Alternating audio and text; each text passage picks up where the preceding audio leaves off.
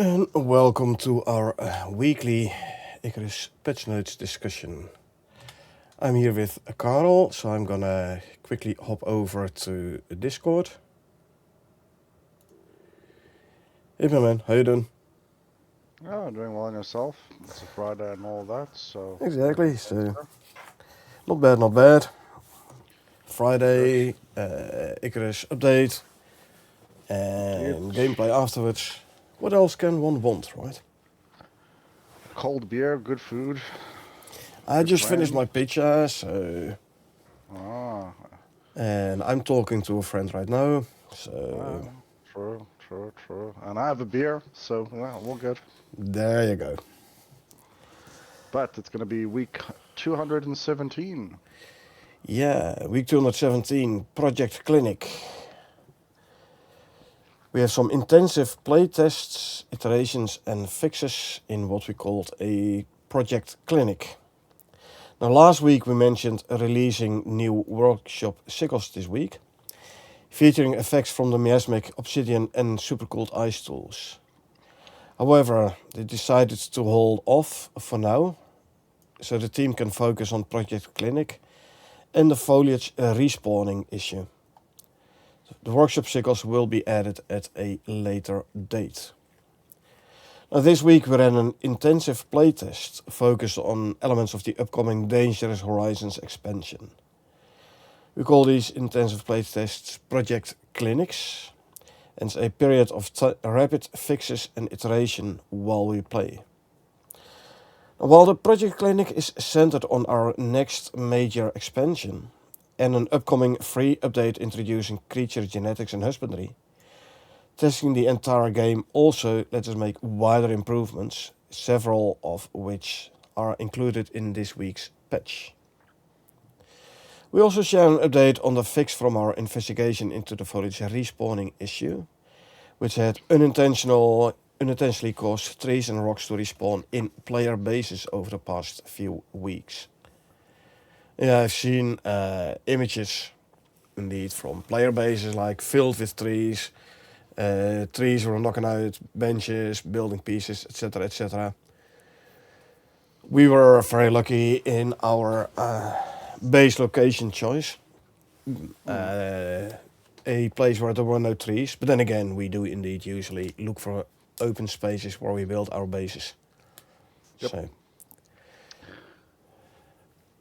But this was a bug that was happening yeah, like every time when they logged in. So they would fix, it would break, it would fix, it would break, kind of thing. no, not every time they logged in. One time. So during the update, a lot of trees and rocks got respawned. So the update came, then you log in, you have this whole thing. They clear out the trees in your base. Next time you log in, they were gone. Okay. But you don't want this to happen every week. True. So that's why they were looking into it and found the cause and fixed it. Hey Josh, how's it going? Not bad, not bad on my side. Friday, update, Icarus. So all good. How about you? So this week, Project Clinic. Project Clinic involves making our team experience the real Icarus, just as you do, and then turning any frustrations or logical game improvements into direct fixes and features. So grab them, tie them up in the chair, have little pinching thingies on their eyeballs to keep it open, and tell them, there, play, must, now, fix, go. Play, you run into something, you fix it instead of just ignoring it. Indeed.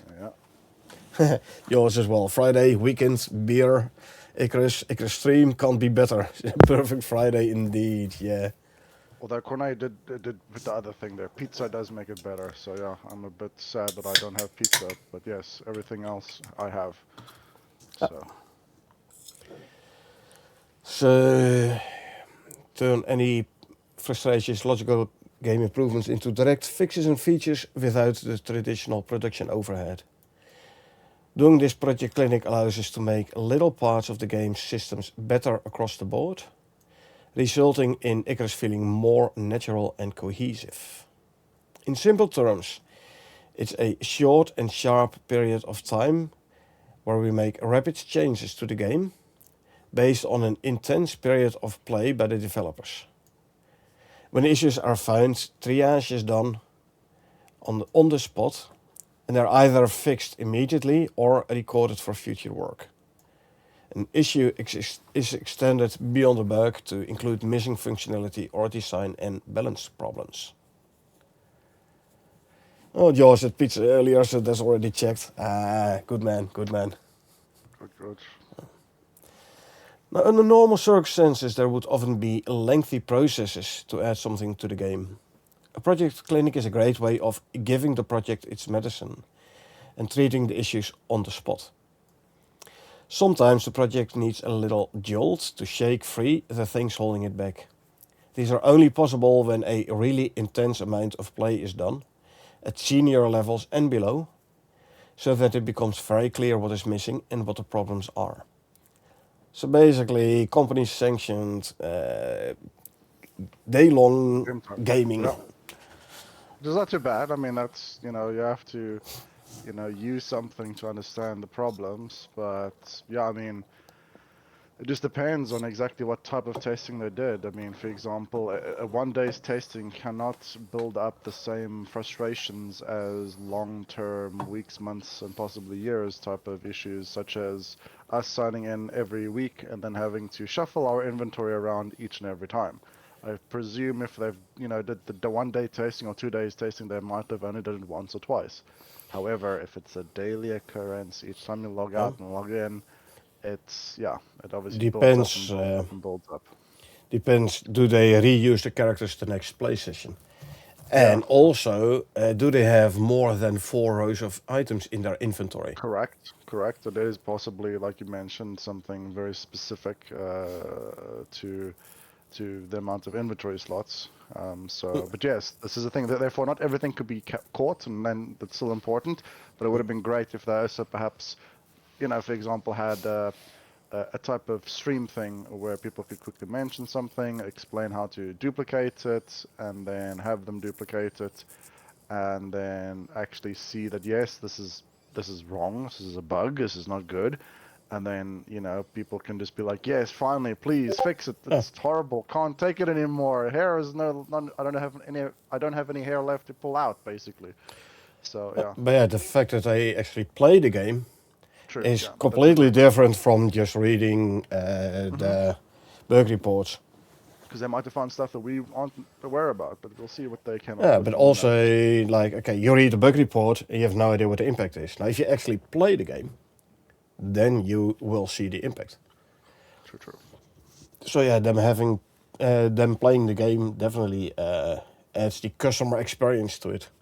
Hey Stravia, welcome. The downsides for project clinics are extensive. They can be disorienting for the project and also tend to disrupt usual process for things. However, we have found that done occasionally, this kind of disruption proves healthy. It helps shed light on unnecessary processes. It also forces many in the project to reassess entrenched positions that are not compatible with how the game really is. Again, if you only look at the code, you're like, hey, but this is functioning proper, and why is everyone complaining? And hey, this is working as designed, but you don't actually play the game. The users are playing the game wrong, basically. Exactly. Type of statements rather than understanding where it's coming from. True. What did you miss, Stravia? Not a whole lot. We just started. No workshop cycles this week. Instead, they did do a project clinic. So basically, they made everyone play the game. And if you run into an issue, see if you can fix it on the spot. So, now these project clinics fits in very well with our games are played, not made ethos, which is central to studios' brutalist approach to making video games. Definitely. I mean, game players, they notice the impact of certain processes way better than the coders.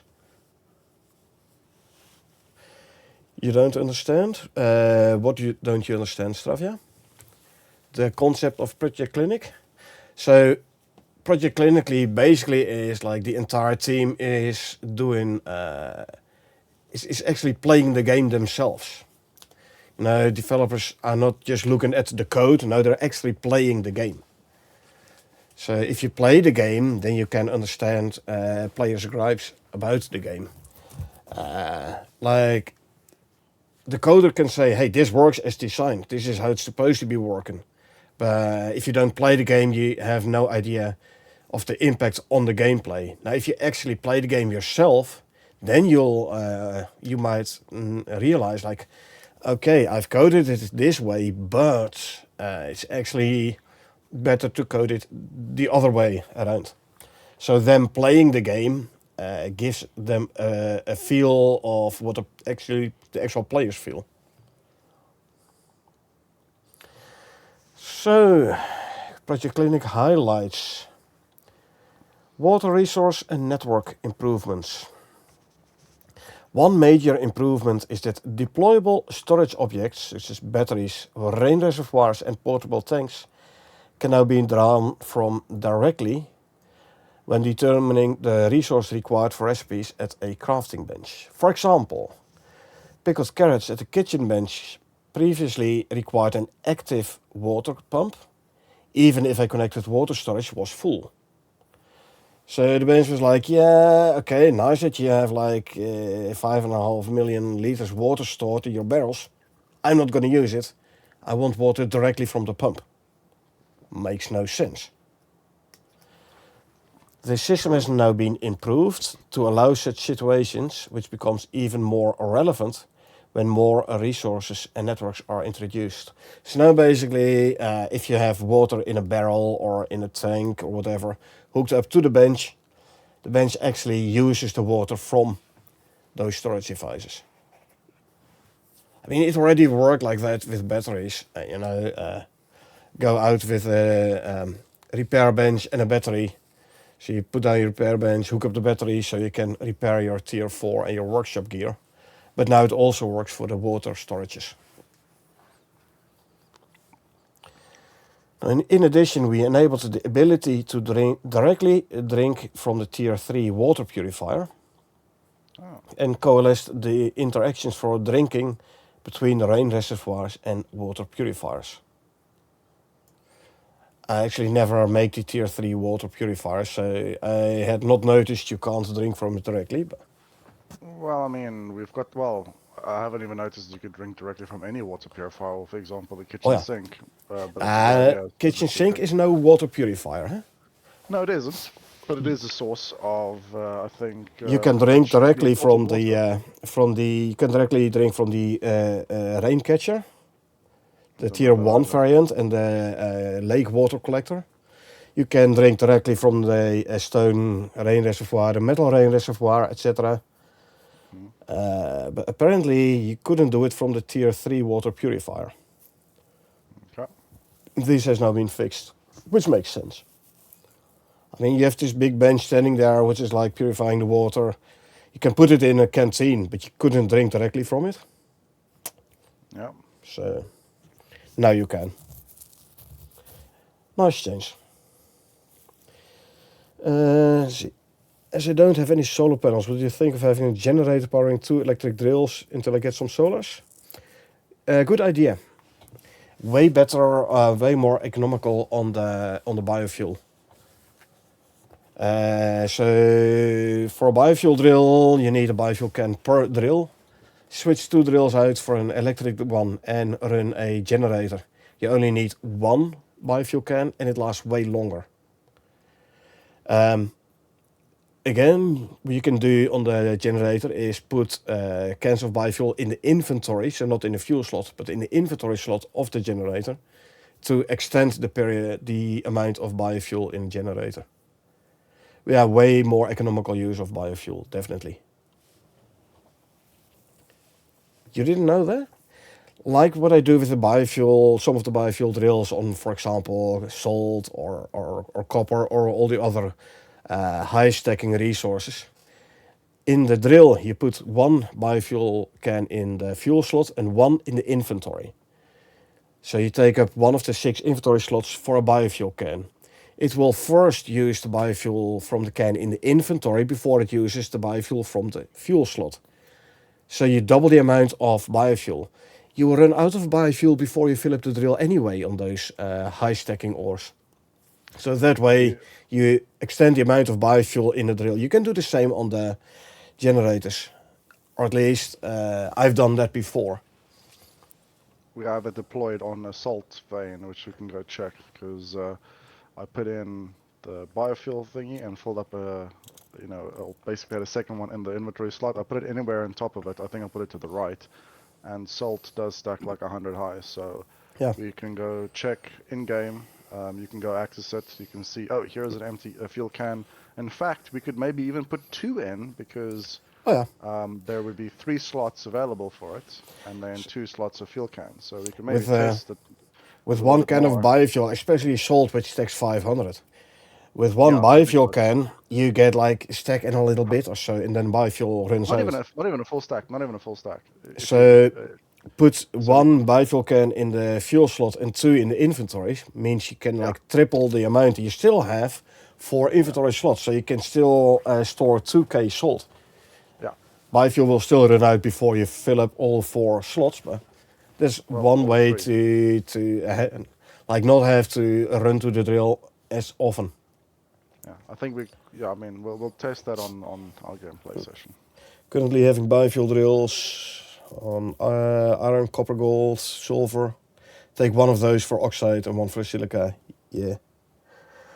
Will cave worms attack the generator if I have it inside? No, they will not. If you're not in the cave, they don't spawn. So they will not attack the generator. If you get into the cave, they will pop up. They will attack you. They will not attack the generator. I mean, generator might take splash damage. Yeah, like if you splash damage. If you're there is a word for this. AOE. Yeah, like collateral damage. It might take collateral damage. But the attacks are focused on you. So as long as you're not close to the generator is fine. So. Per biofuel drill having 2 cans, 1 in inventory and 1 in the fuel slot. Yeah.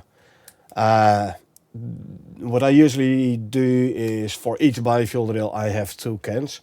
1 in the drill, 1 in the composter, so it can fill up again. For those drills, 2 in the drill and 2 in the composter. So I can go out with 2 biofuel cans, go to my salt drill, replace both biofuel cans, grab all the salt, and come back with 2 empty cans. So yeah, if you go for the higher stacking ores, count 4 cans per drill, 2 in a drill, 2 filling up.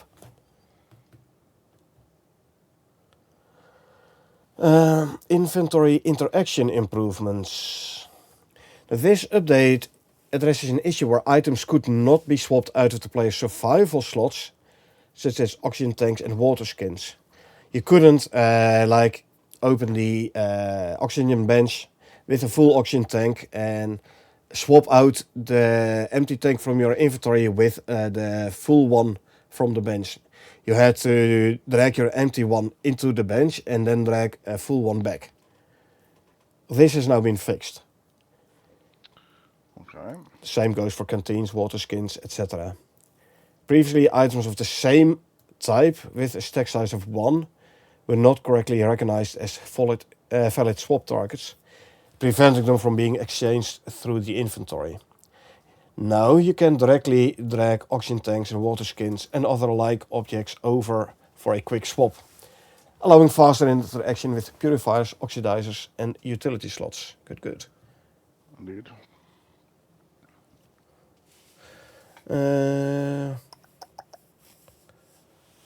Okay, so always have 1 can extra for each drill and composter, meaning I have 4 extra cans currently that I'm aware of. Yeah, like I said, if you go do the trick with 2 biofuel cans in the drill, make sure you have, for that drill, 2 extra biofuel cans. I was thinking about this yesterday, stuff, yeah? Yeah, I know. It's been annoying, it's like an extra action you have to do. And especially if your oxygen tank inventory is completely full with full oxygen tanks, you have to drag it to your own inventory, then drag the empty one into the bench, and then drag the full one from your inventory to your oxygen slot. Very annoying. very clumsy. This has now been fixed. Very nice. Another issue I've run into myself as well, under creature improvements. This update fixes an issue where walkable floor angles were not being correctly calculated or assigned to NPCs in builds, which could prevent multiple creatures from walking up ramps as expected. This has now been corrected. I worked around this with using half pitches. For example, a cow could not transfer from flat floor onto a stair and then the flat floor again. Sheep had the same issue. For chicken they fixed it a while ago, but cows and sheep still had this issue. So using half pitches was kind of a workaround. Also, by the way, things like wolves, they had the same issue. I was before where I had like dirt foundations around my base, and then put the dirt ramps in, so you could go like smoothly from ground ramp onto the foundations. Wildlife was always attacking the ramps. Of course, they couldn't get past it, and then they got angry, and then they started attacking the ramps. So there as well, I at some point started using half pitches to prevent them from attacking the ramps. It worked, but this should no longer be necessary either. This also means you can now properly have your cow or your sheep follow you up the stairs. Blueback Daisy, yeah, probably stuff. Yeah, I don't know. No, I don't think Daisy ever had a problem with that though. I think Daisy was actually able to go upstairs. Have a generator with almost one full can gives you 3 hours 46 minutes of time. Having the biofuel drill with one can gives you 2 hours. Yep, told you. Is way more efficient on the biofuel. Also with the generator, if you use the full size generator, you can power 2 drills. So yeah, the biofuel lasts way longer, almost twice as long. And the electric drills are faster and have a bigger inventory, so way better on the biofuel. Correct. Oh, for Daisy stuff, you had to change the ramp to get her inside. Now I'm thinking. No, I brought Daisy into my cast. Yeah, I brought Daisy into the castle without issues. I was using the concrete stairs. I was able to bring her up without issues. So I don't know if Daisy had Bluebacks had the same issues stuff, yeah, but hey, with a bit of luck, it's been fixed for Daisy now as well. Another creature improvement, we have also fixed an issue where mounts and tames could sometimes fail to drink when their food level was below 75%. Hold on, fail to drink when the food level was below 75. Okay. Hopefully they look towards the pathing issue, because it was previously was a pathing issue. Not just where a pathing they could not issue. physically get to the food because for some reason they weren't going towards it. So maybe it was something else, but it was. There was also the ball was over there. So. But also an issue where if the room they are in had an empty food trough, and there was a full food trough on the other side of the wall, then they were trying to reach a full food trough, can't because there's a wall in between. They put food in their food trough, and they're basically ignoring it. And they're like, no, I want to eat from that one I can't reach.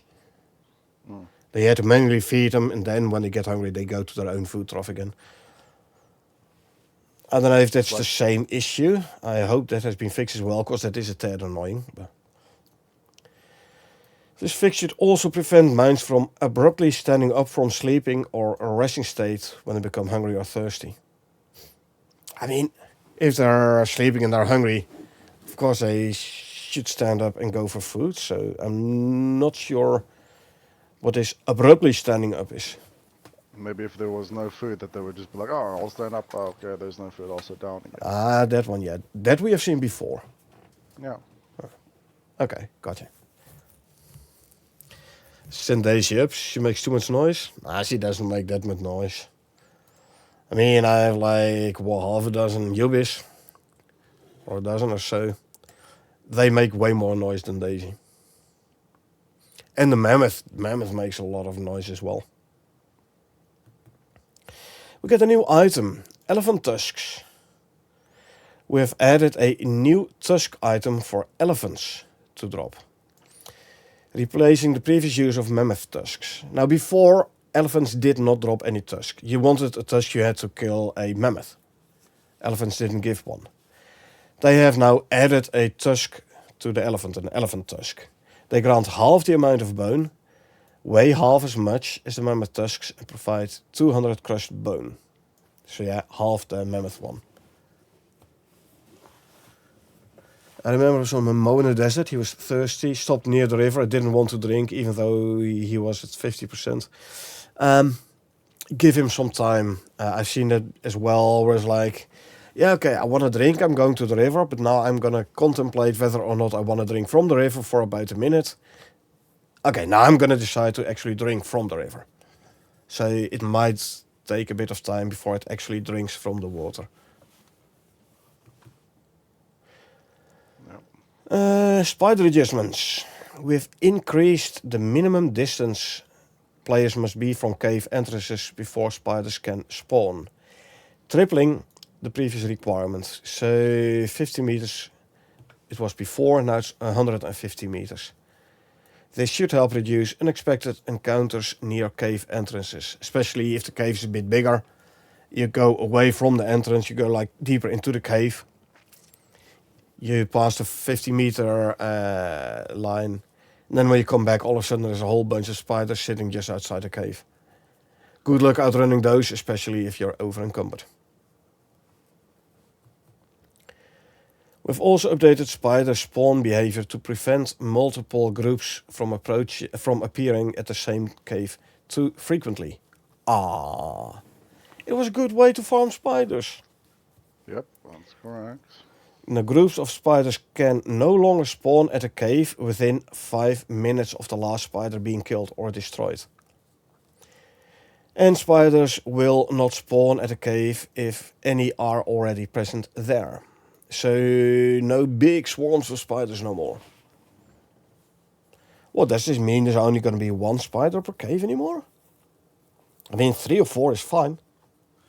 They spawned in 4 little groups, but Yeah. like I said, we'll have to sort of see what nighttime looks like on the other side, because if suddenly there's way less of them, as in they're more of a scarcity kind of spawning, right? Because let's face facts, when there was so many of them spawning left, right, and center, and we were fully geared and just farming them with mammoths, then it was like, yeah, we just skin a couple, and then there's more spawning, and we skin a couple and more spawning, and skin a couple, so it was definitely a significantly higher spawning rate than there were for all other animals. So, yeah. It was nice farming, but it was too nice. So. Yeah, even 100 is fine when you're equipped. Indeed, so yeah. It's a very good silk and organic resin farm. Some fur, meat, experience, very important. Stomping spiders with mammoths is a fun way to level your mammoths. Let's hope it does fix the stomping, but we shall see. Absolutely, I hope so. I don't recall having seen anything about this in the patch notes today, so I don't know, we'll have to see. Yeah. Anyway, these changes should make encounters more predictable and balanced. Yeah, I've seen plenty of people complain about spiders wrecking them all the time. Yeah. Then I'm like, right, okay, I can understand that if you're like a new player. But if you're like, yeah, I've played 100 hours in the game already and I'm still getting wrecked by spiders. Okay, by now you should be able to handle spiders already, my friend. Use a green pill so you don't have to worry about the poison, because it is very potent, the poison. And use guns or arrows. Yeah. Just sort of shoot them. Kill them at distance, because they do hit quite hard. But once you get there, where you can take them out at range and you don't have to worry about poison no more, hey, they're a good experience farm. Yeah, really good. But it was too good to be honest. So we'll True. see. Should be based on your level? No, not really, Stravia. I was Um, actually saying it should be based upon the animal's level, but exactly. yeah. Like, Riverlands has higher level animals than the Central Forest. So spiders there should be higher level as well. Kinda is to an extent because especially the center of the Central Forest, the recommended beginner start area does not have any spiders at all. But yeah, the higher level spiders are harder to kill, and they should give better rewards. I never ever actually compared them. But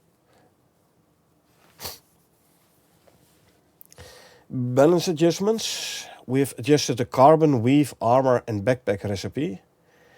Now uses electronics and gold wire instead of large quantities of organic resin.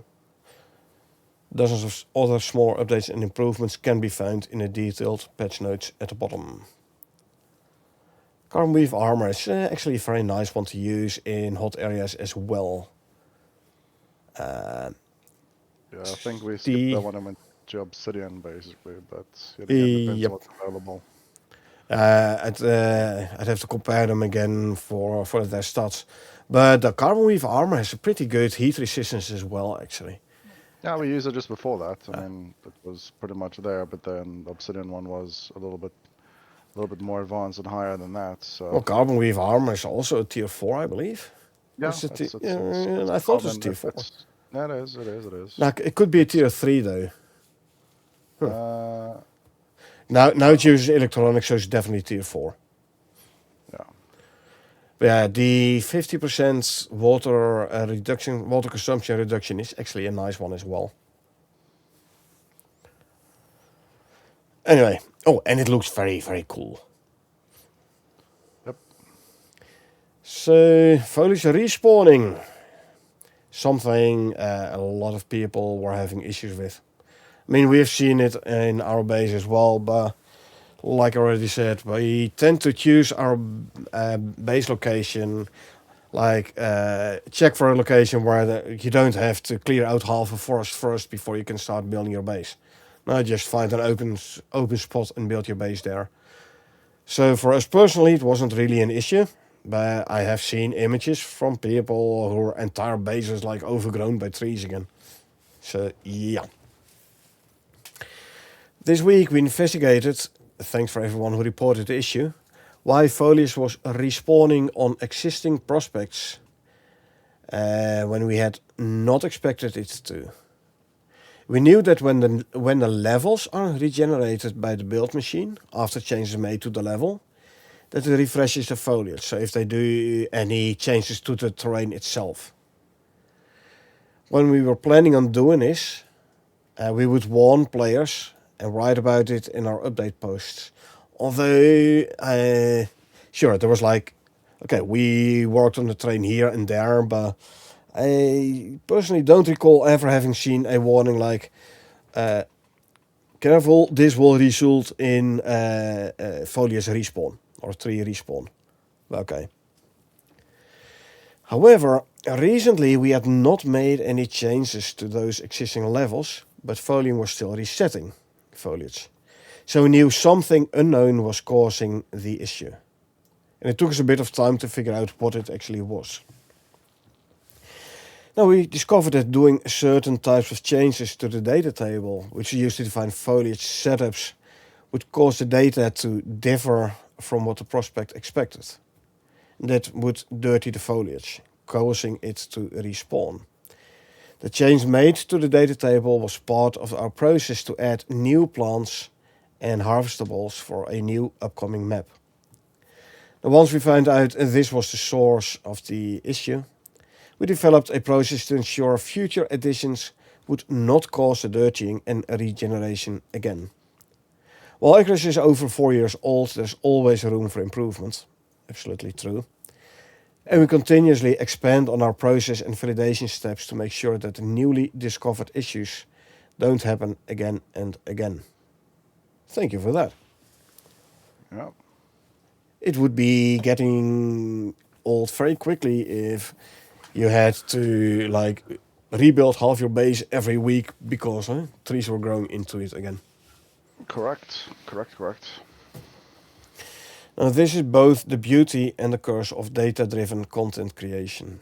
On one hand, we can be fairly certain that the content we add will work out of the box, but on the other hand, unforeseen issues can sometimes arise due to the data itself.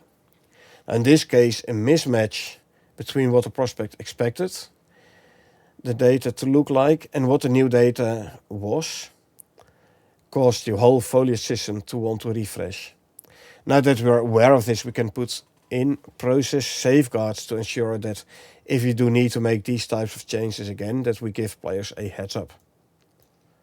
So at least they know, hey, if we do this, it's gonna happen. So if we need to do this again, we can at least give players a heads up, like, hey, keep in mind, if you log in, your base will be overrun with trees again. Well, it's a bit unfortunate. I mean, it would be better if it could be solved, but if there's True. nothing else, then that's, so be it. But better to be at least aware of it before you log in. Yeah, true. It does temper the emotions if it's like, oh, why the hell did everything grow into my base again? But very few people read patch notes. That is true as well. Why did this all happen again? That is absolutely true as well. So, You don't want to know how often I'm on Reddit and people are like, hey, what's this, what's that? And I'm like, yeah, read the patch notes, man. It's literally I don't there. like reading. I'm not in the game to read. I'm in the game to shoot things and build things. Why doesn't it work? But that's basically how people are going to react to it regardless. However, Exactly. it is good because it's just the first step is identifying the problem. Second thing is obviously to see whether or not things can be implemented to prevent the problem happening on pre-existing maps where those changes should not be making any types of effect changes. But like that might be a bit hard to hard to do if the data in your database changes. Then well, like I said, it's a compounding issue. If you build things on top of things and it's all intertwined, it's always very difficult and risky to make changes because cascading effects and bugs and always it's a never-ending story. However, we shall see, over time. But that's good. One small tree keeps spawning in the base. I'm used to it. Just take it off as soon as log in and don't complain. Small trees is part of foliage. So foliage respawn causes a small tree to respawn. Usually if you put a foundation piece down, it should stop the foliage from respawning in that location.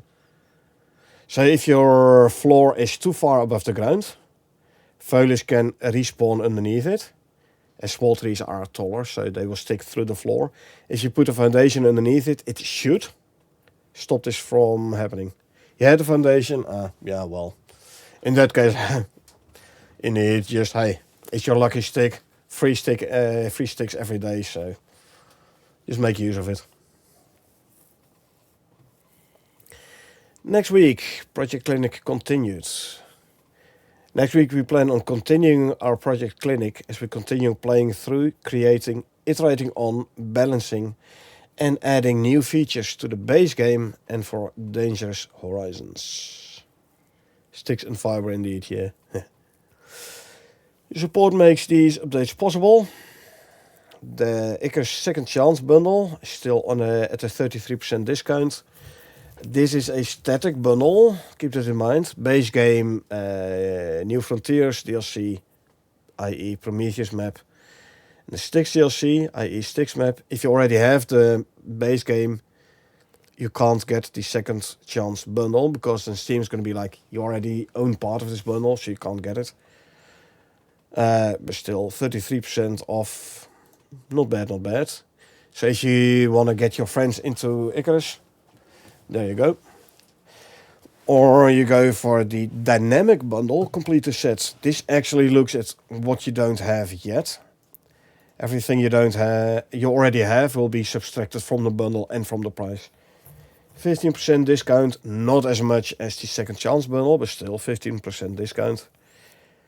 Now the remaining amount which you see here is based on like everything. If you don't have anything yet, you want to get everything in one go. with 50% off, you pay like $177. Yes, it's a 4-year-old game, but don't forget you get like all the expansions, the New Frontiers DLC, Styx DLC, Great Hunts DLC, all the outposts, pet bundle, everything. Right, changelogs, fixes. So, fix flat solar panels not counting as solar panels for some missions due to base class change. Yes. Ever since they added the flat solar panel, people were trying to use them in missions which stated craft a solar panel. Flat solar panels did not count. Yeah. This should now have been fixed. It is in the Miasmic mission. Yeah, I know, Strife. Yeah, in multiple missions you have to place solar panels. Yeah. This now, since this update, flat solar panels should work as well. Well, that's good. One nice bug. Yeah. Deployable coal burner, mesh, textures indestructible have been updated. Triple the minimum distance players must be from cave entrance before spiders are spawned. Talked about that. Groups of spiders will no longer be able to spawn. Groups of spiders, good. Will no longer be able to spawn at the same cave within 5 minutes of the last spider being killed or destroyed. Talked about that. Groups of spiders will no longer be able to spawn at the cave if spiders already exist there. Talked about that as well. Update cave worm spawner preview mesh to also include the buried state. Hook material swap back up based on creature type. Okay, thank you. Carbon weave armor and backpack recipe updated. We talked about that. Can now drink from the tier 3 water purifier with X. Talked about that. And adjust the tier 1 water purifier to be drunken from with X to match rain reservoirs. Good. So it's no longer press F to drink. Now it's going to be press X to drink. Good. Make it, bring it in line with all the other benches you can drink from. All right. Future content. Let's see if there's a bit of interesting stuff in here. Yeah. Let's skip through.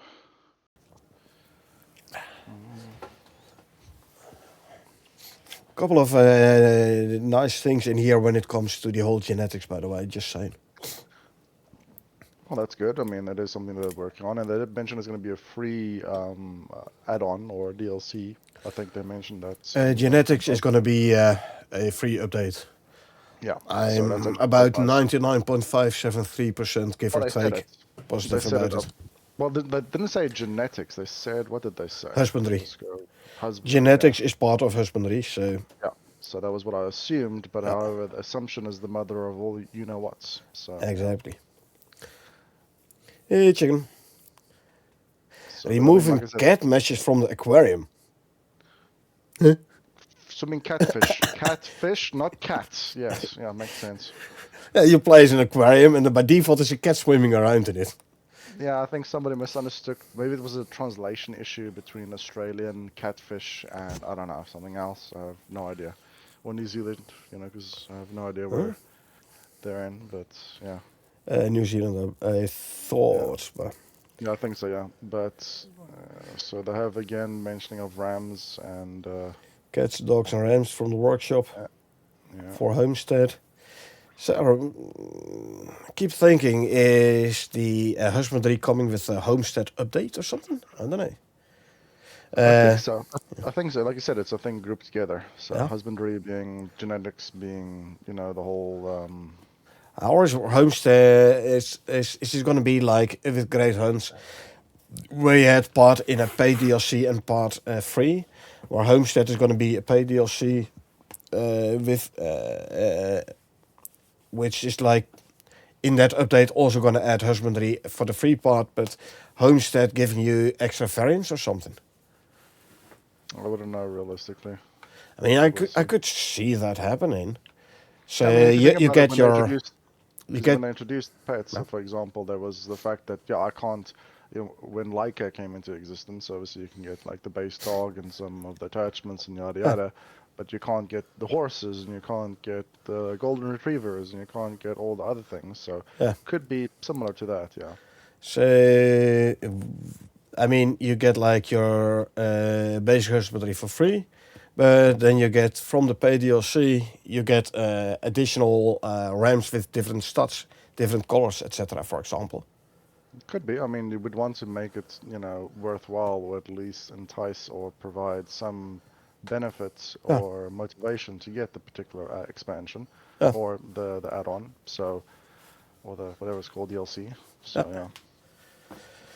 yeah. Checking what we did so far. We went through the patch notes. No workshop cycles this week. Project Clinic instead. This week and next week. A whole lot of nice updates to the game and like bug fixes and such. That's in short. Okay, let's see. Yeah, uranium nodes indeed going to be meta spawns, so exotics. You will have purple, maybe red. I don't know whether or not red will be on Elysium. And uranium. Yeah. So they will also like respawn on the meteor event frequency, like the 3 hour, if you fully mine out an uranium node. Okay. Added additional valid check when making entries to player history tracker to prevent dedicated server crash when multiple clients join. We haven't really had much issues with this, luckily, but True, but I mean, it depends on if it's a timing thing at an exact time. So you had like a macro something to log into accounts, and that happens at exactly the same time. Perhaps there would be some sort of conflict, but I don't know. Meta spawn yours. You have the purple exotic veins, which is a meta spawn. You have the red exotic trees, which is a meta spawn, and uranium. There's also going to be a meta spawn. So basically, an exotics vein, instead of having exotics, it will have uranium. Yep. Still to get what I mean by Project Clinic. Project Clinic basically means they take the entire company and they said, you go play the game now. So developers don't just look at the code. No, developers actually play the game. So they feel what the players feel. They, And not everyone probably were playing. I mean, some were, and there was just it was mostly just a company-wide mental shift from not stressing about pushing out new things and rather look towards fixing things, which is what I've mentioned previously numerous times. It's good that you want to give the new shinies because marketing and people think that they want new shinies, but if your foundation is rickety and sort of falling and collapsing apart, it's going to be difficult to build upon it. So fix your base, make sure that everything is nice and stable and that the bigger issues are knocked out and banged out so that you have a solid foundation, and then you can start adding things on top of it again. Do keep in mind though, different teams for developing new stuff and fixing old stuff. True, but it's also just the fact but that, I mean, it is not true, everyone like was forced to go do certain things. It was basically a mental shift to just like, hey, that's also why we don't have new things in this patch. They did a lot of things, and yet again, getting people to play it. Our own developers, great, yay! Marketing, very nice. But also like shift on the mentality. Just prioritize bug fix. Like if you don't play the game, you don't know what the effect of a certain bug is going to be in the game. Then you might not prioritize it proper, for example, as well. Also, like, okay, there's a bug has been reported. It goes through a lengthy process before it finally gets worked on and hopefully fixed. And in Project Clinic, it's going to be like, okay, you're going to play for 6 hours, and now you're going to fix the issues you noticed 2 hours long. Just fix those issues you noticed, for example. It's a priority shift because, yet again, marketing and managers and all those things like new shinies because new shinies bring in new sales. But that's the thing. So it's pretty much a reserved block saying, screw you guys. We're fixing stuff this time. That's it. Just how radiation is triggered based on proximity rather than just low, medium, and high. Yeah, I Good. saw that. More gradual incline, hopefully. Yeah, I mean, it should be, for example, as you approach something radioactive, obviously Geiger counters go more ballistic, and it's not just like it stays at a medium, so or at a high because it's a big one. Because I know that you get different types of sizes of the veins, at least for exotics. One that you could put three drills on, or sometimes you can only put two drills, or whatever, or the quantity being different as well.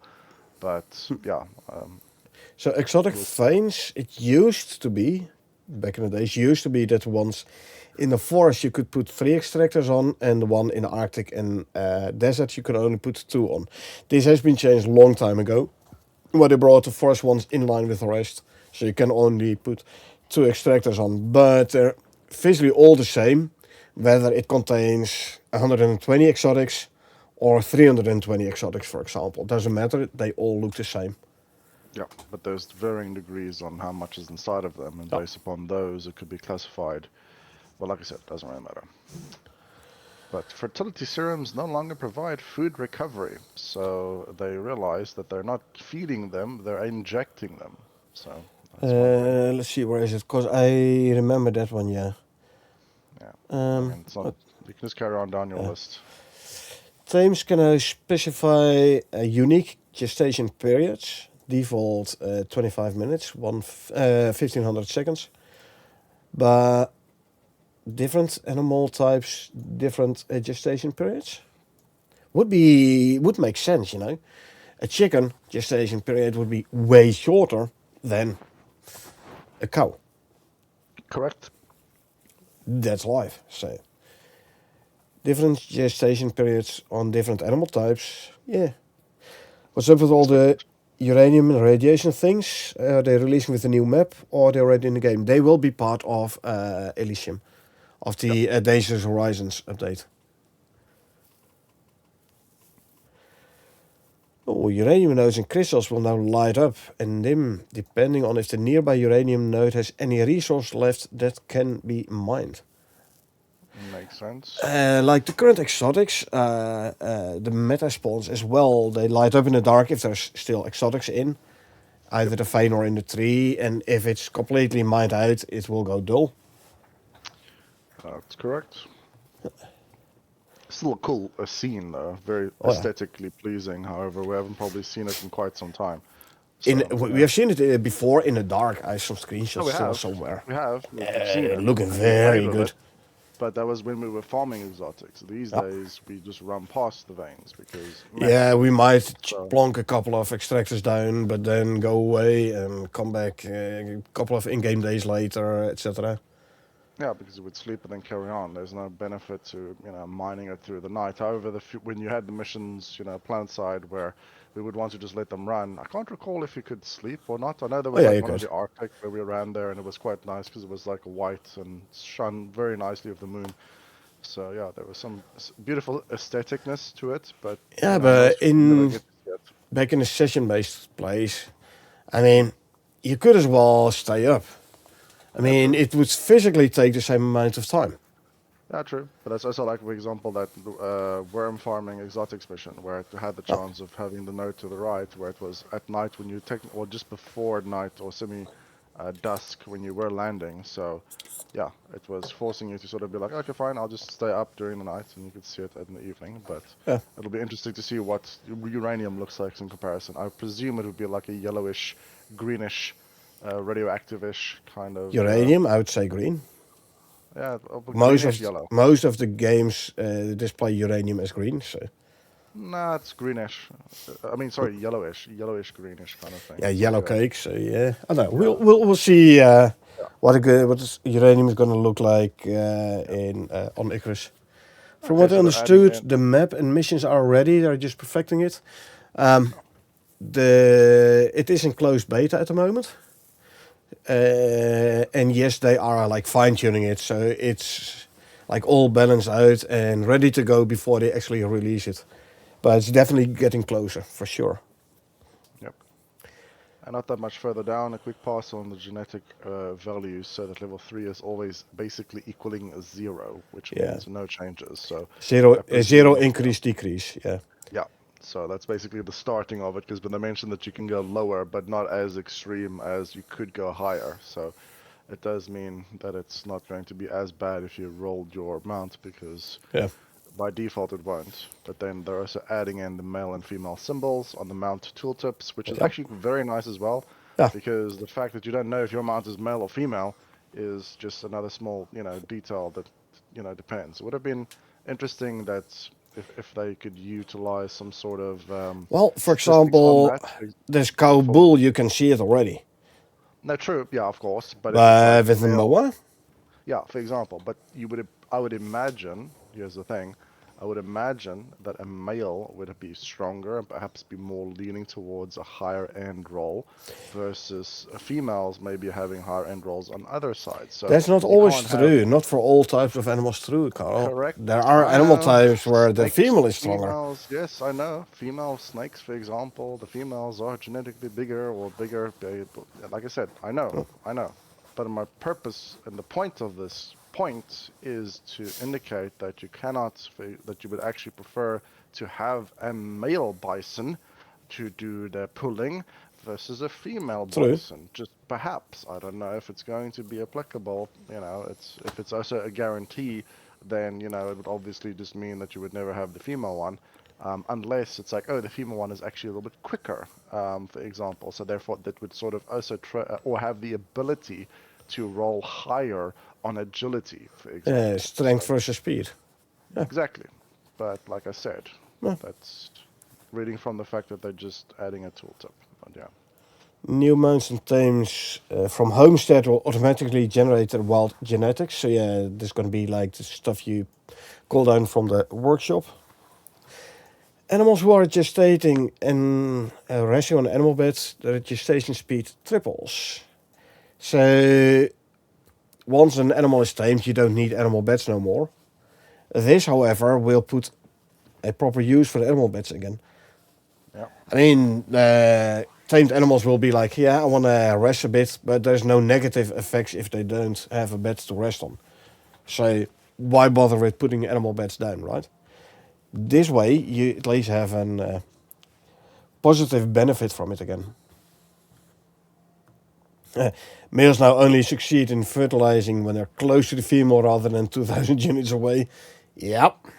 I mean, that's impressive if you can Yeah. manage that. I mean, magically, it's The male being on one side of the map, the female on the other side of the map, still be able to fertilize, yeah, he sent her a kiss. Kissing makes women pregnant. That's just the way it works. So you say blue air kiss from 2,000 leagues away, and that's. Now you have to hope there's no wild one in between who catches the kiss. Nah, it's like just floating very slowly over the long distance. So yeah. These fertilizers no longer provide food recovery. So yeah, imagine, hey, my buffalo's hungry. You know what? I'll inject it with a fertility serum. Now he's not hungry no more. Ah, that makes sense. Males will now find and move to females when attempting to fertilize. Again, makes sense, right? Now with the resting on a bed, gestation speed increase. Moas and buffaloes will attempt to find a bed to rest on when gestating. They will default to passive behavior, find a bed to sleep. They will still wake up and eat and drink as appropriate though. But yeah, they will be automatically set to passive instead of defensive or even worse, aggressive. So like, hey, I'm pregnant. Now I'm gonna run around chasing everything. Yeah, no. Set it to passive. Yep. Cows, chickens and goats also will attempt to find a bed to rest when gestating. Adding additional restrictions to fertilization must be females. Makes sense, right? Must have genetics accessed. So your current tames, you will have to like reveal the genetics. They can have the negative role, so you could say like, okay, I'm not going to do that. I'm going to keep them as is. Does mean you can't use them for husbandry. And they cannot be in a resting state immediately post-gestation. Okay. Okay, let's see more. Homestead, Elysium missions. Yeah. New dog tames is going to be the bulldog and the golden retriever. And the new elephant drop tusk is going to be half as much bone and weigh half as much as the mammoth, which does make Yeah, sense because it's a smaller mammoth are tusk. massive, bigger, tuskier, and a regular elephant, even certain African bull elephants are pretty impressive, but nowhere near what a mammoth tusk would be. So Yeah. yeah. Tame capture device.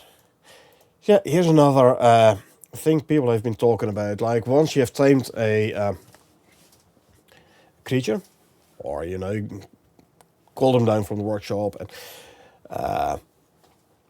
like tamed it, like chicken, you should be able to pick it up, carry it with you, and like place it down. Fair. You can't do it. Yes. However, there is now a work in process prototype for an item that can pick up and deploy tamed creatures. G-slot Yeah. items, a bulk item. It's going to make it easier. I mean, you can still you can use the hitching rope, where you can have them follow you, but still there will be like a certain distance between you and the animal, and then you go around the corner, and then they will try to cut off the corner, etc. So pathing becomes an issue. If you can actually pick it up, I mean, will you be able to pick up a buffalo or mammoth for that You matter? can no, you can pick up a calf. Yeah, A it's calf, it's what yes, people but do. yeah, Yeah, you freaking chuck a calf over your shoulders like a rucksack or like a burling sack, and yeah, pretty much go for it. And yeah. that's Yeah, so. this looks like they're working on something where you can like pick up Yeah, juveniles probably or small animals. I would say it and would be nice to be able tames to move. Yeah, and like move them manually. yeah, exactly. Without the hitching rope, because yeah, just pick up the This, dog. Come here, you freaking thing, and sit here. Not go. Where's the rope? I put it in somewhere. Okay, great. Let's take the well, rope and put it on the thing. if they are gonna enable to pick up the mammoth as well, you can actually bring it inside your pen. Yeah, but I would say there would be a limit. For example, when you currently have the fact that you can put a rabbit onto your pouch thingy for the movement speed doohickey magoj, or you can pick up a wolf carcass or a small deer carcass, and you put that over your back. Like you're moving it to take it to the butchery or the skinning bench, and then you would sort of process the animal. That's pretty much the same mechanic. So you can't do that on a large deer because good True, luck true. picking up like a 250 kg, antelope that's lying there. Yeah, literally good luck with that. So there would be a limitation probably related to that type of itemization, which would make perfect sense. Yeah, So chickens, rabbits, small dogs, basically would just be hip dogs, attached kind of cats. thing. So therefore you would be picking it up just with a hand, like looking like a normal thing being picked up, like a parcel being placed, versus, yeah, if it's a wolf or something small like a calf or something, you would sort of maybe pick them up and then sort of hold them like over the shoulder kind of thing and then sort of chuck them down. I mean, you wouldn't carry your dog that way, but I probably would if it's a big dog like a Burmese mountain dog or a Newfie or something. You would pretty much need to, make sure you've got the weight distributed correctly. So Yeah, yeah, it could be something. but they at least are working on a way to pick up your tamed creatures. So that's good. I Without the like issue, that. Yeah. yeah, it's interesting. Calves will now grow up into bulls if they're male instead of into male cows. Yeah, thank you. Yes, I would prefer to drink cow milk, not bull milk. Thank you very much. Just making sure that's very clear. Added advanced exotic delivery interface item icon. So we finally get an update to the orbital exchange interface. Well, the Nice. current one was fine, but Yeah, but yeah. this like wooden board with like components like smacked on it, and then Oh yeah, fair enough. Yeah, I mean, considering, yeah, I mean, if you take a look at the what's the mission the board contact one, the one device. with the, yeah, if you look at that thing, which is like freaking 20 monitors and keys and digital Oh, displays and satellite dishes and everything, and then around the corner there is, like you said, a little freaking wooden board of little, thumbtacks to like, oh yeah, bring me the thing. Yeah, that makes sense. yeah. Let's see. Shifting Geiger counter to tier 5, positioning before a uranium extractor. Makes sense. Nice. And they're updating the Border Collie and French Bulldog assets and BPs. Once again, they mentioned that. So.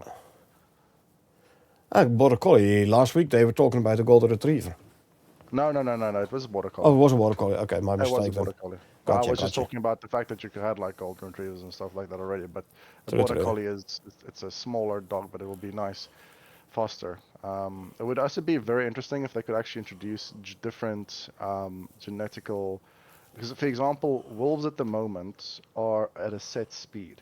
We still think that the wild wolves are faster. Yeah. But for example, it would be nicer if a Arctic wolf would run faster or have better stamina or do more damage versus a woodlands timber wolf, or either way around. And the same thing applies for animals. Not all horses or all types of dog breeds or all types of cats have the same speed. So just having slight variations. So there's where your genetics come into play. Because if true, that'll be one thing. However, the base is going to be different. That's what I would also suggest, because a French bulldog is probably one of the least agile creatures that I've seen. The thing is so that versus a border collie. A border collie, it's like it's a shepherd's dog, basically. Come on. It's the most bullet type of hyperactive kind of rocket, like animal. Dog-wise, I mean, obviously you've got like Belgian Malinois and stuff, but a Border Collie is just insane. Versus, like I said, it's like it's not supposed to be the same speed, but it's just a game. But it'd be nice if they could give also the different stats on those basically as well. Eventually, I know this is going to be for mounts first, etc. But eventually that would be nice.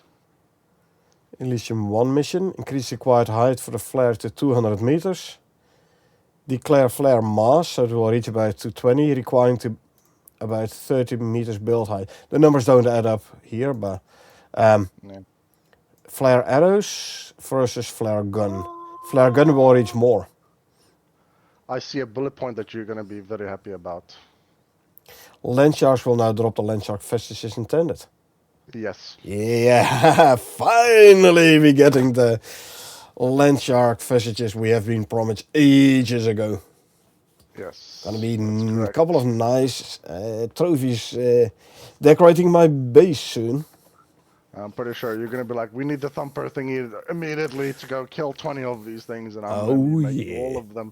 I'm gonna make duplicates of all of them as well, because I wanted to make them forever. So Oh yeah. Adding banana toast recipe. Yep. Oh yeah. I haven't had banana on toast, but it'll work. Also new milk recipe in the kitchen bench, an advanced kitchen bench for Days Horizons. Soybean to milk, so soy milk. Blah. I know it's not a real thing. I won't be drinking it either, but I'm not touching that with a 50-foot barge pole. For all the people out there who are adamant that soy replacement stuff is better than the real thing, we're talking about milk and meat. True. I do agree. I'm not sure if lactose intolerance is. I mean, that's obviously. I think you're safe. If you're lactose intolerant, you have to drink like soybean milk or whatever, hazelnut milk. Soybean milk, almond milk, that stuff. Yeah. You can drink it if you're lactose intolerant, true. But hey, I'm Dutch. I'm not lactose intolerant. No, same here. Yeah. I would still drink it even if it was. I probably might be. Who knows? I don't care. I'll eat my cheesecake and I'll eat my cheese and I'll drink my milk. I don't care. Come on, man. The raw cow milk, the raw goat milk. Yeah, it's the best. I mean, come on. Especially the best. I've been drinking it since. Again, I'm Dutch. Since I was a kid, I've been drinking like raw cow milk. Yeah. The best milk there is. Flavor. Yeah, it is. Don't take away the cream, man. Come on. No. It's like the best stuff. Yeah. You know how good it tastes. Oh, it's brilliant. I know. There was a farmer that sold it just around the corner there from me in Woerden, so it was really good. Yeah. Anyway, uranium generator. The energy output increased from 10k to 100k. I would expect that to be the case. Adjusting transmutation rate of the uranium though, so it still lasts for about 2 hours real time. So basically like your biofuel generator, only with a gazillion times more power output. Pretty much. which would be expected. And yet again, your fuel is going to be, like you said, the meta drop item. So if you're going to be using it as a direct fuel source, so it's either going to be used for crafting particular items and or powering the generator, which is for large scale output, which does make sense. Currently, the highest single device power output is 6K. Solar Which is panels give the 6K, and I believe the large generators also give 6K, or it could be, yeah. or 4 or 6, but at least 6K is the biggest output for a single power generation unit at the moment. Yeah, and if you think about it, oh, the generator is two generators does more or equatable to the uranium generator. So why go use rare stuff and have all this T5s Exactly. in order to get there for only 2,000 extra or just two items? Just make more of them. So yes, But makes now it's sense. going to be like Now, 16 and a half, 16.666 yeah, repeated to be precise. Solar panels, one uranium generator. yeah. You can Not good. basically power about any size base with a single uranium generator. Pretty much, you just have to keep it fueled because Ah. I don't think the draw is going to impact the real time lasting. No, it So won't. It won't. exactly. So it'll be like, yeah, you'll only move up to that size if or when you decide that it's either more convenient because you're tired of repairing your wind turbines or your solar panels and all those types of things. Then yeah, Or you build a put it massive battery farm. yeah, Then true your as well, but you still have to go repair it. Oh, you see what you mean? Yeah, batteries. so power it. Yeah. Ah, yeah. So Jeez. you run a generator once a week. Ah, yeah. You power up That's a massive. all your Oh, batteries, and dude, then the rest of the week you run your base off the batteries. you're the one that's complaining about your freaking server lag when it's I like know, I it's know. loading the base. If you have to build like a basement with like 1,000, like large. I have to batteries, say though, the Prometheus multiplayer open world where I had like, I don't know, 30, 40, 50 batteries, the one where we were running 20 FPS inside the base, I tested it it tested like 2 weeks ago or so, and it's running still like 40, 50, 60 FPS within the base. Admittedly, I have killed like 24 moas and buffaloes I had walking around in the pen. That did make a big difference as well. But Well, I do think it's like yeah, the I have a optimization. very large amount of batteries there as well. Maybe it's just that if you optimally couple them up together, so not with a lot of historical, metadata, that it would be True. better. But we'll see, and they'll probably expand sometime. But it seems to be. I would rather probably go mine a new vein of uranium than have to make the amount of resources and electronics required to harness and store 100,000 outputs for like 2 hours. So no, that's less sensible to me. Could be fun, but we'll see. We'll see. Updated stone and concrete fortification assets, ramp walkways, platforms. So we currently only have the wood ones. We will be getting the stone and the concrete ones, hopefully with more durability. So maybe we can like put them down in Enzyme Geyser or in that one massive onslaught mission on Prometheus in that swamp base. You don't have to like constantly repair and replace. I remember that they mentioned that last week as well. So yeah. Added ability to unclaim owned mounts in homestead builds, allowing other players to take ownership. That's an interesting one. Now here's my question. If you have talents in the husbandry tree, the moment you claim your mount, those talents are applied to the stats of the mount. Correct. But it's basically What like happens if a player with husbandry talent claims a mount, stats are applied to the mount, unclaims it, and someone without husbandry talents claims that mount? Will the stats be still on the mount? I think it's more like a soft aura. So we did the testing at some point, I think, where it was when you had husbandry, and we can do it also on this one because I also have the husbandry. Yeah, you have and I don't on this on the Styx open world. but it's pretty much like if you read the stats of my mount, you could see the new stats because of the husband, like the new HP, the Ah, faster speed, where it's supposed to have, unless you have a bugged, mammoth that does 20,000 damage, but, you know, therefore, I think, and it's not about untaming.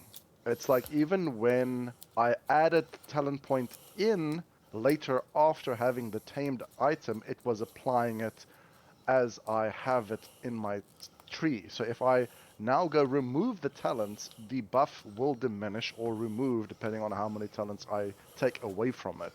So therefore, as soon as I unclaim the actual mount, it makes perfect sense that any buffs from me as a player would decouple. So it would have been nice to that's sort of work that's a around it, pity. but it is It because would be so nice if yeah, the like you have one person in a team who has husbandry talent.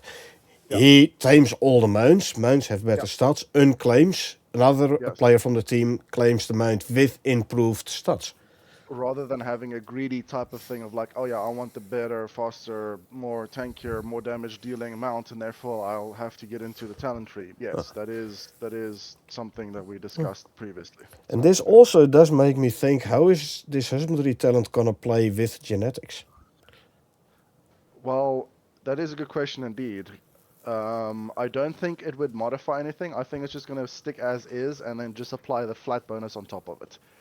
I don't So know. Or remember the will you have default is like a new branches. That'll be interesting. That would be interesting if they do introduce new talent points. Oh, maybe get a 10% chance of getting a better roll. Maybe, exactly like if you maybe they have are the introducing this.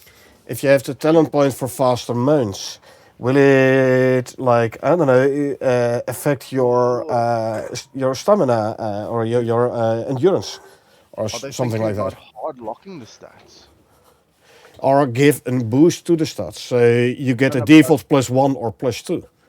no, but hard locking as in it gets very complex to calculate things. So, okay, great. If you have, if you tame the mount, which is, like I said, it's applying the role of X, Y, Z, because the stats are pretty much, the same unless you apply, talents on the talent tree of the creature to it that modify those in some way. But the base roles, I'm wondering if they're actually thinking about, okay, we rolled all of the different stats for whatever random chances that were there. We've applied the modifiers that we wanted to apply, and now it's being fixed. So now the question is, no, I think that's what they're basically going to do. So I don't think the talents are going to change, Nah, but or I would yeah. say you get like a +1 or +2 modifier to your rolls for I will see. certain No, no, I don't think so. I think things. it's going to stay the same as is flat, but it would be interesting if they introduced new talents for it. Yeah. That would be nice. Interesting to If see. they And do now, that, by the way, a lot of people, I already know a lot of people are going to complain. Like, hey, I had yeah. spec into husbandry, now I have to respec, blah, blah, blah, wine, wine. Well, you just have to do that. I mean, that's just Exactly. part of the game. That's how we think about it, but Yeah. anyway.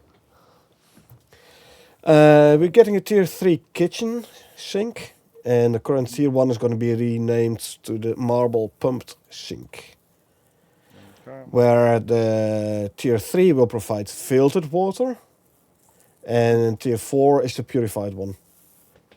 hmm Shift a retaining wall into tier 1 tech tree of the dirt foundations. Retaining wall? That's a new thing. Yeah. Yeah, that's interesting. I don't know. Let's see, this is homestead stuff. Adding ability to toggle on and off lithium tools with R. Adding Yeah, prompt yeah. to the UI. So they've been talking about this before, where you have to like charge stuff. Yeah, yeah. So like your electric lantern, your battery lantern, you have to charge it up. Now you can use the lithium effects or something. There was something with the lithium shield. If charged, you block an attack with it, it's doing like this zap damage in return, something to that extent. Yeah. A quick setup Nice. of the sandworm backpack, lantern, target, egg, chair, throne, and lure. So the sandworm, Elysium, will have his own backpack, Yeah. a lantern, a light source, target, target dummy for Testing. practice. Chair and throne, they speak for themselves as well. Lure for either the fish trap or the fishing rod, or in a trap. Yeah. Lure in a trap. But it could be a lure for fishing, actually. That makes sense. And then the egg might be a trophy, like the chair and the throne. Yeah, true. Although, grabbing a central vestige, how you translate that into an egg trophy, okay. Well, yeah, I mean, it could also be, they did mention that the actual worm queen has, like eggs and spawns and hatching and stuff like that. But maybe you can like pick up the eggs and, True, like true. like you said, either for a trophy or just as an item. But we'll see. Elysium 3, adding the hazmat blueprint as a reward for the mission. That's a good one. Like in the Great Hunt, where you can unlock certain armor types. You unlock the hazmat suit, so you can run around Elysium without having to worry about radiation. But then again, it has like no physical resistance and stuff. True. Clamping, a carry weight, and melee damage. They're gonna like max lock it or something. Me. Yeah. Hazmat suit 2, I know, Josh. Very neat indeed. Yeah. They reduce the wool cost in most recipes to better match the output of sheep. Yeah, like make the platinum weave from wool and platinum sheath, 2 platinum sheath and 20 wool. You get like 9 wool per sheep if you shear it. Yeah, I know it was stupid. And like I said, I think I might have accidentally crafted one item from that by accident. Yeah. So it was like, yeah, goodbye, 20 wool. So I was Yeah, like, oh, well, just use the Yoaster silk. You actually have reduced platinum sheath cost when you use silk. 1 platinum sheath versus 2 in the wool. Yeah. But it is like a big cost because, that's a lot of wool. So, Yeah. definitely need to rebalance that, which they did or are planning on doing. Yeah. Something nice for you. Oh, Moa breeding color variants and a super rare black Moa. I know it's not a white one, but still. That's okay. Black is fine. That's okay. I want the black Moa. Yeah, I know, right? Happen. Midnight Rider or something. Yeah, that's okay. I don't care, but that's just gorgeous. And it says super rare. It exactly. has to be super rare. It shouldn't be, I'll do it 5 times or 10 times and then complain and then I'll get it. No, it's a 1% chance. Or like 1 in 100 or less, yeah. Even less. So like you play for like... I must protect it. It is my baby. Kind of thing. You play Icarus for 3 weeks straight, 7 days a week, 8 hours a day, and you find one single black Moa, for example. Pretty much, yeah. That type of rareness, which is, awesome. Yeah. Walkable floor angle we've talked about in this one. So increased walkable floor angle for most NPCs from 45 to 50. So hopefully this does include the blueback then as well as stuff, yes. So adding unique raptor mount attack and flinch events.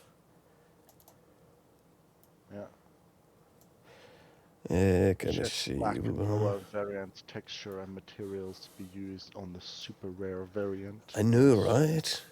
So super rare. Yeah. Oh, Elysium mission arc gained 5,000 uranium exotics. I saw that. Yeah. Now we don't really have a. I mean, do you think it would be something similar to the current yield of like exotics, or would it be different? I mean, we have no reference on how much 5,000 is. So exactly. Yeah. So this is an absolute number, but you have no point of reference. Exactly. Now, for a lot of, like I've been doing a couple of null sector missions for which I got like 300 reds per mission. I did 3 missions, so I got 900 or something. Now, if you get 5k uranium exotic, it would indicate or could indicate that it's less valuable. Could be, but we'll see. But then again, if you look at mission rewards, I mean, I've had, mission rewards for in purple exotics is like 300. Oh, there's one here with 450. So yeah, mission reward was so purple and red are similar, but because you get purple, red only on Prometheus and purple everywhere, maybe that's why you have the 5-to-1 and 7-to-1 conversion rates. Yeah, 7-to-1 for purple and 5-to-1 for red, I believe. Or it's a 1-to-5 and a 1-to-7. but it's Whatever. also higher difficulty to access because Yeah. it is more dangerous zone. Who Red knows? exotics more favorable than purple, but if you gain 5k uranium exotics, But that's isn't an then epic. It's like an arc ending. It's a once-off. So yeah, okay. So great. But true. it's on an arc, so there's going to be several missions. So you've Yeah, had to done 10 or 20 missions to finish this thing. So as a large reward, you would probably get like 5,000, which might be even like 10x from a normal harvest. So I think just at the moment, I feel like it would be very similar to the current yield from exotic veins, to be honest, which is yeah, not too bad. It just depends on how much is being consumed and how much you need. true. Because we don't actually craft anything Ah, wait, wait, with wait. This is exotics. ACH stands for achievements. Oh, is an Yeah, achievement. look a couple of rows below. Yeah, it's the Achievement: Kill Kill Queen Queen on and hard Kill Queen on difficulty. hard. Achievement. And Yeah, another achievement: Tame Raptor Skull, Stork, yeah, I saw Sling. that. Yeah, Ah, okay, yeah, right. There is achievement. there is achievements for like get 10k Wow. purple I know that you had the achievements. I mean, the or 10k V series reds. progresses or something. Yeah, So but that's there's good. also achievements for obtaining Oh, I see 10k what you mean. purple Yeah, or yeah, 10k red. yeah. I see If you what you look at mean. that, then That didn't 5k make sense. halved, so Yeah. uranium access might actually be harder to obtain and more available. Well, it So is going to be harder. I mean, you have to be exactly radioactive the other way compared to around. five, blah blah blah. So yeah, Yeah, it makes sense. But Elysium is going to be harder, by the way. yeah, it will be. So, but yeah. Let's see, what else do we have? So there's achievement for 250 drone kills as well, but Drop into Elysium for ooh, the first eight, time. Yeah, adding 8 new buffalo rare variations for genetics. yeah. That's an interesting one that they even announced the number of it. Adding 8 new buffalo rare variations for genetics. Yeah, That's so cool. it's not a super rare, but still rare No, variations. Yeah, no, but it's like no, just rare. So it could be super rare, and it could be varying degrees. But it's basically 8 variable buffaloes, that's awesome. That means that there will be quite one of them might be rarer than the others, true. which is what you want. But it does show that there would be, a large variety because that's 8 different versions on one creature. You obviously mix that out for all the tameable creatures, including the new ones, perhaps, which are the Stalker and the Slinker and the Raptor and all these things. So it'll be really much large varieties. So you can, if you don't like the look of the uber super rare one, then because it's just black, then meh. But if you get one that has a cool pattern and a different color that looks cooler, then I like the fact that there's going to be more variations Yeah. than just there's the black one and then there's the regular one kind of thing. So. Dus you get a nice algorithm for genetic combination in generation of the child stats. So there is going to be an 80% chance that you get the genetics from the parents, split 50-50 between the parents, and 20% chance you get a random wild mutation. And for those wild mutation, like obviously the rare variations are weighted way less, so less likely to obtain than etc etc. These numbers 40 40 20 will are here in the future content as well. I think they are somewhere below here. Well, we'll get to it hopefully soon. Added a persistent spawn blocker immediately surrounding Eden. Eden being this region within Elysium. So Eden as in a safe spot. Yep. So you can land there and like, hey, if you start playing Elysium, please do land in Eden so you at least have a safe spot where you can set up camp before venturing into the wild. Because I already know people are going to ignore this and going to land somewhere random in Elysium because it looks interesting and then going to complain like, hey, I hadn't even left my pod yet and I got killed already. Well, and I think I got to the point where you mentioned that the skin variation genetics, we roll on an 80% chance to inherit the skin Yeah. from one of the parents, and a 20% chance to mutate to another skin, which is really cool as well. Uh, That is pretty sweet. That is actually very cool. But then it's like, oh, there is a skinned version, a skinned template or a non-standard version which we keep, and then obviously you've got that 20% chance to go to a different one or keep with the breeding across to the other parents the particular thing. So you might be super lucky and you get like a rare roll between two parents with the base rolls and a like semi-maxed stats early on, which is amazing. But yeah, it also means that when you try and duplicate it, you're not like guaranteed, which is also well, it's at important. least it's only the skin variations. Yeah. So, but I reckon like if you have like 5 levels, and I was like 9 levels, your basic is 3, it's neutral. For example, dexterity, and you have both the parents on 8. Will there be a chance that the offspring will get 9 or 10? Yeah, probably. Like I said, it's not going to be flat. It's going to be still. It might even be lower still. It might go. True, The stats true. might still go lower than the parents, but it just depends. It might shift because both parents are 8s. It might shift the role, like leaning from being 3, which is 0, to like 8 because that's where the parents are. So it's going to roll Yeah. around that bracket, the up or down, higher, lower type of range. So it's more than likely going to be higher on a 50-50 base chance. Well, But, it would save you having to hunt for creatures with like the highest stat on one of the highest level on one of the well, stats. even if the best point, even at the highest level stats, if it had like 9s or 10s, whatever that is going to be the highest on both parents, it's still possible that the juvenile isn't going to roll a 10. It's going to be a very small chance that it's not going to be the 10, but I don't Yeah. know how they want to kind of introduce that system. So We'll have it's to wait, but there's a lot of uncertainty at the possibilities moment. and uncertainties here. Yeah. Yeah. So meta nodes, 2 uranium nodes are guaranteed to be selected during exotic replenishment. So Nice. currently, Prometheus, like Olympus, Styx, and Prometheus, you have like a max of 3 exotic veins, meta veins. And upon meteor event every 3 hours, if there is one or more meta veins completely mined out, it's gonna like add them back in. So it will always fill it up to 3 meta spawns. In Prometheus, there is guaranteed at least 1 red, and the other 2 is either red or purple. On Elysium, 2 nodes are guaranteed to be uranium. So only the third one, which is going to be, I don't know, purple and or red and or uranium, or is going to be purple uranium. Is red going to be like exclusive to Prometheus, or will it carry over to Elysium? That I don't know.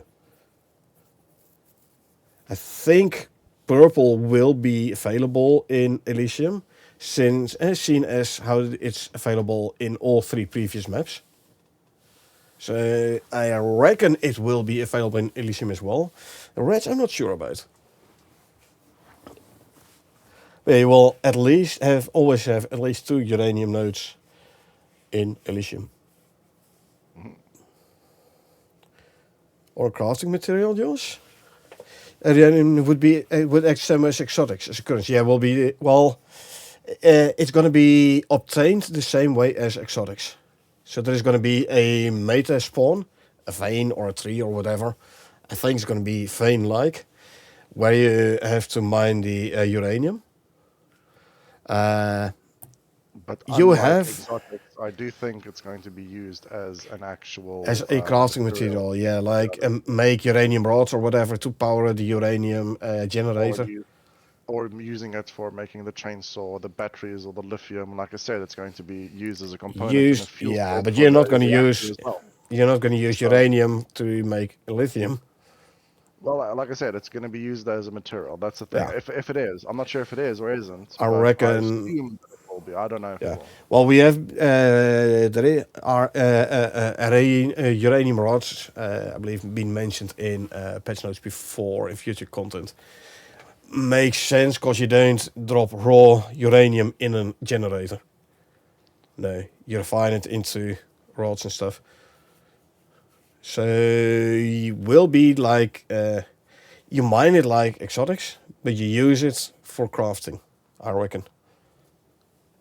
Can you send it up to space? No idea. I would have an idea if I would be playing the closed beta, but I deliberately choose not to. So if it does drop, it's all new for me as well.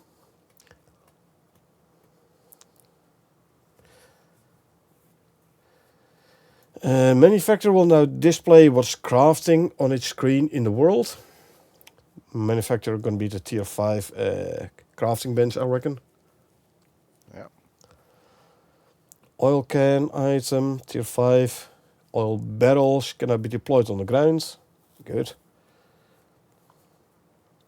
Adding a high fur cost biofuel recipe for the composter for dangerous horizons. Hey, at least we have something to use the fur for. True. Let's see. Updated MOA color variations with tweaked color. Updated use the new eye shader. And definitely working on the MOA colors. Yeah. Well, hopefully all of them as well, but MOAs are probably the most used, so making sure that that one is working as intended would be important, because that is what most people use. That and the buffalo. So, I mean, pretty much what we have. Added base and rare variants of the buffalo textures, as well as updated GeForce settings for the juveniles. Yeah.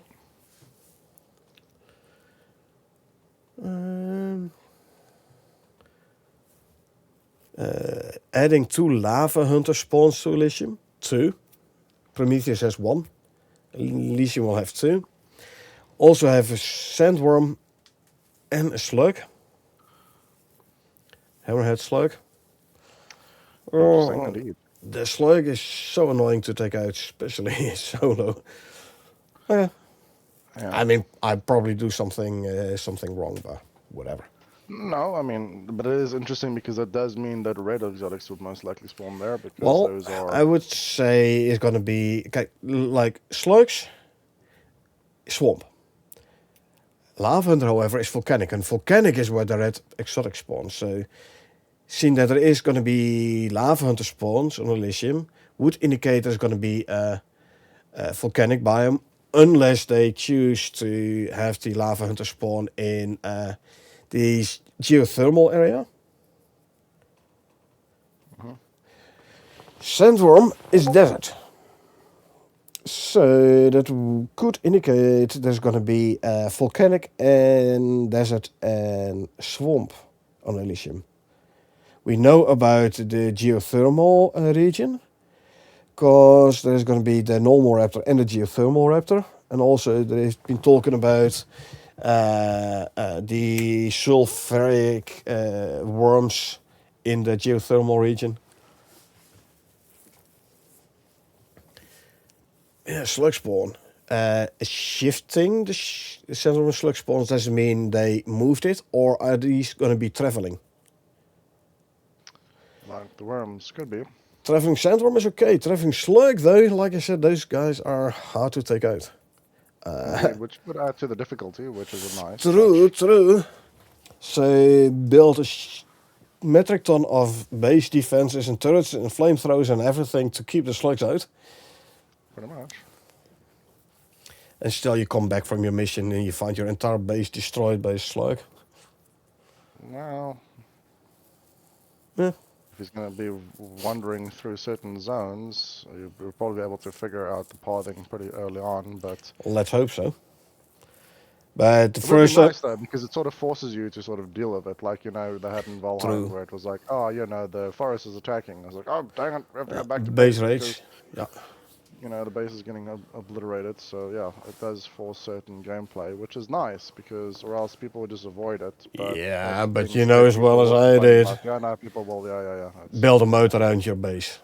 and you True. kept most of the base rate fairly simple. No, true. And there is no terraforming as such in Icarus, so you can't build a moat around your base. But yeah, Exactly. Yeah. Chew mount stats, buffed health values. The wild Chew minimum health, has been increased from 1500 to 2000. Gonna be a large beast. So a slow but strong mount. Yeah. Add max health, stamina stats to new food modifiers. Good. We like our health and our stamina. We do indeed. Fix issue with the workshop calls. Somehow they became feature locked in last week's update. So that's why you called down a call from the workshop, you opened the crate and nothing happened. Nothing. Okay, that does help it. So there's one bug that we can test. I checked on Saturday and I was like, hey, gentlemen, you folks are aware of this issue, right? Because I would kind of have expected a hotfix by now already to fix this. And they were like, no, we weren't aware of this. We go check. And Saturday night they came out with a hotfix for this. Well, that's good. I'll bring down my calf again because we do want a second cow. Yeah. So. I mean, I can bring one down as well. I have a bit more currency to play with than you. No, my cow. It did, yeah, I mean, I can call it down and then deploy it and then you can claim it. No, my cow. Okay, I mean, the currency from your attempt present last week is gone. No, it's fine. It's not like I'm not broke, dude. We've played together for quite some time. I've got more than enough resources for it. I know you have, but not you as much as you do. You also know I have a multitude of what you have. Yeah, no, that's correct. You have multitudes more, but that's what I'm saying. Don't worry about it. But yeah, at least this is fixed, and I'm happy this is fixed because it was actually costing. Yeah, oh, definitely. Future content area. So it is fixed. The hotfix was last Saturday. So yeah, and it was tested and confirmed. You can now get cows again. Yeah. But I'm glad this got fixed because it was like actively costing people money. They like paid for the cow and then they got nothing in return. Correct. So they were understandably upset. Yes, except a big boatload of disappointment. So where's my cow? Is it under the base? Is it where is it? So the thing I have not seen in this patch notes is anything about the mammoth stomp attack. Yep, we'll have to test it, but yeah, if they haven't mentioned it, then yeah, we'll have to see. I'm wondering if they changed it, because when we log in, we'll take a look at the damage stats of your mount as well to see if it resets. It will reset, I know. I know it will reset. Okay, well, we'll see when we connect in. But that being said, I think we reached the close to end over the patch notes. Radioactive items can no longer be put in bags, same as with the miasmic items. Cannot be put in bags. It lasted nice exploits to not suffer from radiation, but I'm actually glad they fixed this. Blocked it or prevented it, basically. Ooh, hey, adding a new NPC to Eden who you can trade vestiges for Ren. Which way around? You hand in vestiges and you get Ren? Yes. Which would give you a use for vestiges. Vestiges like so skinning with a taxidermy knife or with a backpack. Get vestiges and turn them into Ren. Or is this what also might be possible and not entirely a bad idea. You hand them Ren and you get vestiges. So you can make, for example, this Scorpion King trophy on Elysium. Even whilst there is no Scorpion King present there. Could be. But I would presume that it is bringing in a purpose for the vestiges. However, like you said, if you wanted to get a Scorpion King, presented to you, on the one map where you can't really have them, it's a little bit bizarre. Rather, it makes more sense. Like, oh yeah, I have to kill 20 lava hunters to farm the biomass or the items or do the things, or just because he was in my way 20 times. And here I've got 20 vestiges, so they're not worth anything, and there's nothing to do with them because we already have the things mounted. But Yeah, adding but somebody in that says, "Oh yeah, I'll pay you 100 Rand for it," I was like, "Oh, okay, fine. Here's 20 of those. There you yeah, but go." I So wanna make the Ruimtusk chandelier on my Olympus open world, or yeah, on my Elysium open world. yeah. I mean, There is no it's Ruimtusk there. yeah. If I can buy the vestige and the materials to actually craft Do you really the think some chandelier, random plebs have the skills and the talents to slaughter or kill the rhyme tusk that we did? No, it is unlikely, unfathomable. It is I don't know, maybe. most probably going to be just some guy that has rich millionaires in space that want to have some exotic, head mounted on a wall and I pretend that I they're won't the ones care that killed to it. buy a couple of hundred to spend a couple of hundred rand for Uh, the possibility to make this trophy. It's not clear. It could be either which way. I'm just Yeah, saying the one way that it might be flowing is the one way where you give them trophy and they give you money.